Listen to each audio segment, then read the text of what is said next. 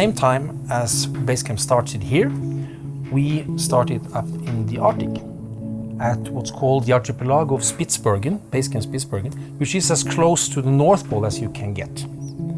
And why? Because I think we sail or sink together within the same boat. Spitsbergen is probably the most advanced research place on the planet when it comes to climate change, but the effect is felt here.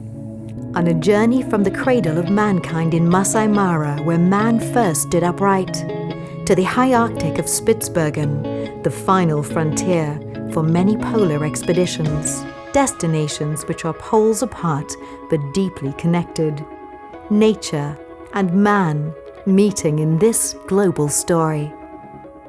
Some researchers say that we all come from a few thousand individuals that evolved in this area. So we all have genes that probably come from the same heritage. Basecamp have camps in Norway, down in Spitsbergen. What they are doing is not much different from what we are doing, it's just because of different continents. Basecamp Group is the child of a dream, to build a concept that contribute to securing this irreplaceable wildlife area by partnering with the Masai community. You know you are conserving more than 55,000 hectares, 20,000 acres that are all fully under conservation. Land which otherwise today, if it was not for Basecamp and like-minded partners, would actually be fully demarcated, would actually be fully settled, cultivated, or even sold to people who don't care about the environment. So now we have started to take Masai guides up to Spitsbergen. There, the guides and the guests are more or less the same because they all put on the same attire. But here we put on the Masai attire, which is very nice and good looking and attract people. They wore their beautiful outfits.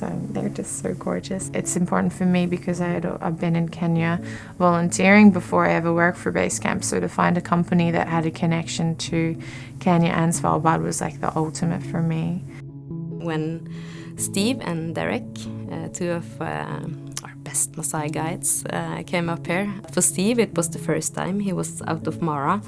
So for him, it was, of course, a new experience. And I think it was most surprising for them that the wildlife up here is not the same, of course, as in Mara, where you can go behind a bush and see a lion. But here you really have to look for the animals.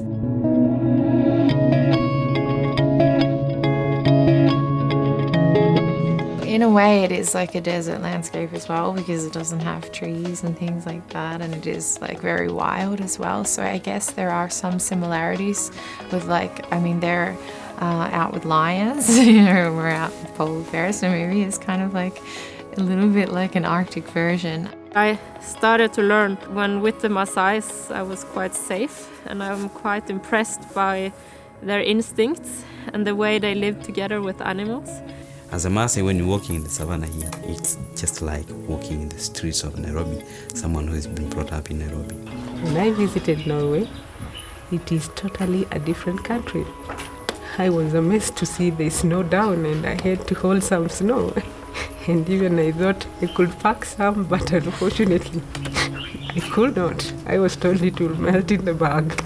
I wanted to come and show the women and even my family because we've never seen snow here.